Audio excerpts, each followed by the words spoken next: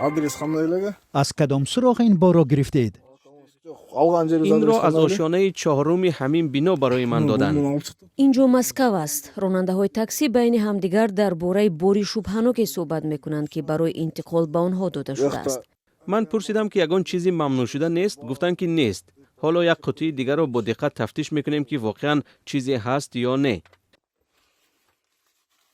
همان گونه‌ای که انتظار میرفت در قوطی مواد پنهان نموده ای را پیدا کردند.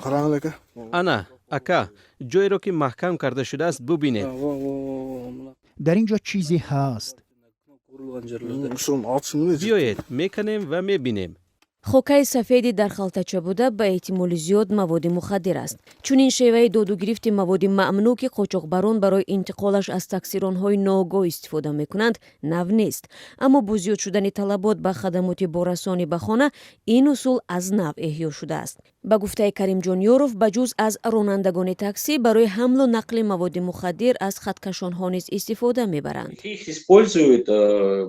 بعضن آنها را درباره بار ممنوع بوده خبردار نمیکنند. گاه برایشان روشاد میگویند پول بیشتر وعده میدهند و در کجا جا به جا کردن بار را میفهمانند. در صورت به دست افتادن آنها را زندان انتظار است. در بعضی حالات خود کارمندان پلیس برای بلند نشان دادن نتیجه کارشان توسط افراد مخصوص چنین حمل و نقل را فرمایش میدهند. در نتیجه مهاجران که در اصل قربانی هستند از 3 تا 7 سال محکوم به زندان میشوند.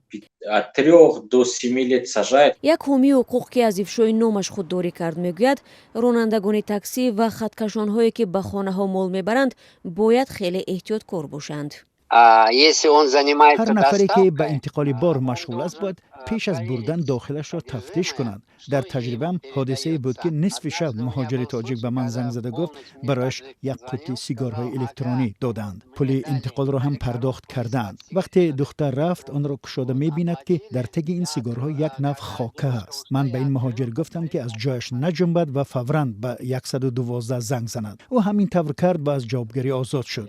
اما وقتی بار را به جای تعیین شده میبرند اثبات آن که کوریر بیگناه است و با فرمایشگر زبان یک نکرده است دشوار می شود. در ماه دکبر سال گذشته وزیر کارهای داخلی روسیه نیز درباره زیاد شدن جنایت‌های مربوط به قاچاق مواد مخدر در میان مهاجران اشاره کرده بود.